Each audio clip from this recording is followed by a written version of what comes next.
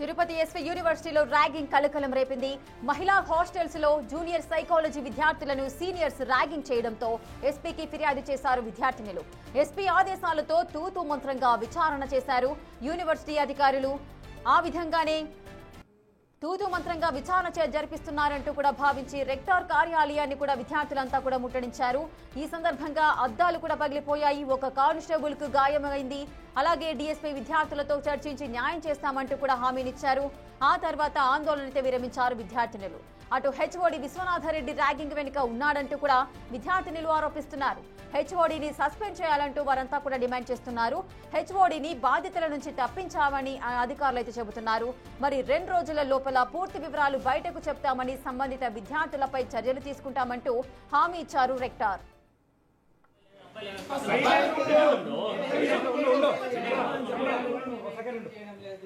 అబ్బాయిలు కూడా టెంపరీగా సస్పెండ్ చేయమని చెప్తాము.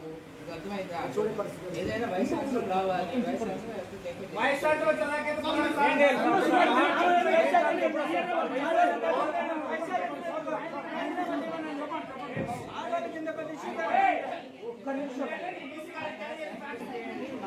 మేము చెప్తాము.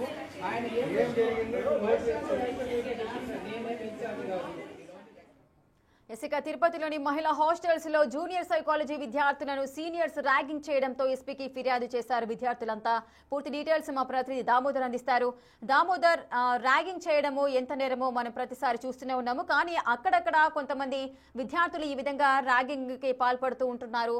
సో వారిపైన ఎటువంటి చర్యలు తీసుకునే అవకాశాలు ఉన్నాయి? అటు హెచ్ఓడిని తప్పించాలంటూ కూడా విద్యార్థులు డిమాండ్ చేస్తున్న పరిస్థితి. అసలు హెచ్ఓడి ప్రమేయం ఏంటి ఇందులో? రేఖ, తిరుపతి ఎస్వి యూనివర్సిటీలో సైకాలజీ విభాగానికి సంబంధించి సీనియర్ విద్యార్థినులు జూనియర్ విద్యార్థులను ర్యాగింగ్ చేశారు మహిళా హాస్టల్లో. ఈ విషయం పైన జూనియర్ విద్యార్థులు సీనియర్స్ ను తమను ర్యాగింగ్ చేస్తున్నారంటూ హెచ్ఓడి విశ్వనాథ్ రెడ్డికి ఫిర్యాదు చేస్తే అతను సీనియర్స్ ను వెనకేసుకు రావడమే కాకుండా సైకాలజీ ప్రొఫెసర్ గా ర్యాగింగ్ చేయడం మంచిదేనంటూ కూడా చెప్పుకొచ్చిన పరిస్థితి. సీనియర్స్ ని ఎంకరేజ్ కూడా చేశాడంటారు జూనియర్ విద్యార్థులను. ఈ నేపథ్యంలో ఈ రోజు ఉదయం ఎస్పీని కలిసిన జూనియర్ విద్యార్థినులు స్పందనలో ఫిర్యాదు చేశారు. ఈ విధంగా తమను సీనియర్ విద్యార్థులు 2 రోజులుగా ర్యాగింగ్ చేస్తున్నారు, చాలా ఇబ్బందికరంగా ఉంది. హెచ్ఓడి సైతం వారికి మద్దతు ఉన్నాడు. హెచ్ఓడి యొక్క ప్రోద్బలంతోనే తమను ర్యాగింగ్ చేస్తున్నారంటూ ఫిర్యాదు చేయడంతో ఎస్పీ వెంటనే యూనివర్సిటీ అధికారుల దృష్టికి ఈ అంశాన్ని తీసుకొచ్చాడు. యూనివర్సిటీ అధికారులు అయితే ఏకంగా ఇటు ఏదైతే జూనియర్ సీనియర్ విద్యార్థులను రాజీ చేసి సమస్యను బయటికి పొక్కకుండా చూడాలని ప్రయత్నించిన నేపథ్యంలో విద్యార్థి సంఘాలు ఏదైతే బాధిత విద్యార్థినులు పెద్ద సంఖ్యలో యూనివర్సిటీలోనే రెక్టార్ కార్యాలయం వద్దకు చేరుకొని ఆందోళన చేశారు. ఈ సందర్భంగా రెక్టార్ కార్యాలయంలోకి ప్రవేశించడానికి విద్యార్థులు ప్రయత్నిస్తున్న సందర్భంలో అద్దాలు కూడా ఏదైతే తలుపు యొక్క అద్దాలు పగిలిపోయినాయి. ఈ సందర్భంగా ఒక కానిస్టేబుల్ కూడా రక్తగాయాలైన పరిస్థితి. మొత్తం మీద వెంటనే అక్కడికి చేరుకున్న డిఎస్పీ భక్తవత్సలం పరిస్థితిని సముదాయించారు. విద్యార్థులతో ఆయన మాట్లాడాడు. తాను విద్యార్థులకు అండగా ఉంటానంటూ వారికి హామీ ఇవ్వడంతో పాటు ఒక దర్యాప్తు కమిటీని వెంటనే వేయాలంటూ యూనివర్సిటీ అధికారులను ఆదేశించిన నేపథ్యంలో యూనివర్సిటీ అధికారులు దీనికి సంబంధించి ఒక దర్యాప్తు కమిటీని వెంటనే వేయడం కాకుండా ఎవరైతే హెచ్ఓడి విశ్వనాథ్ రెడ్డి ఉన్నాడో అతన్ని వెంటనే ఆ బాధ్యతల నుంచి తప్పించామని కూడా అధికారికంగా ప్రకటించారు. అయితే ఈ సందర్భంగా విద్యార్థినులు డిమాండ్ ఏమంటే వెంటనే విశ్వనాథ్ రెడ్డిని 1 సంవత్సరం పాటు సస్పెండ్ చేయాలి, అదేవిధంగా సంబంధిత విద్యార్థులపైన చర్యలు తీసుకోవాలంటూ కూడా డిమాండ్ చేశారు.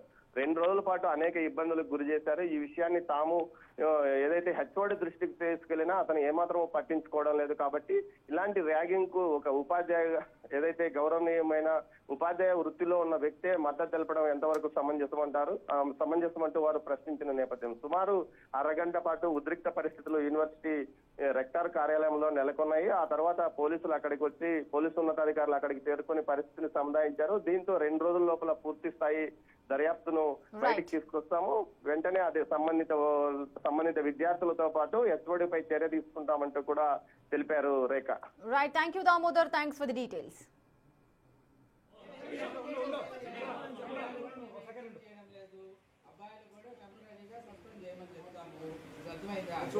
ఏదైనా వైస్ ఛాన్సలర్ రావాలి. Vice chancellor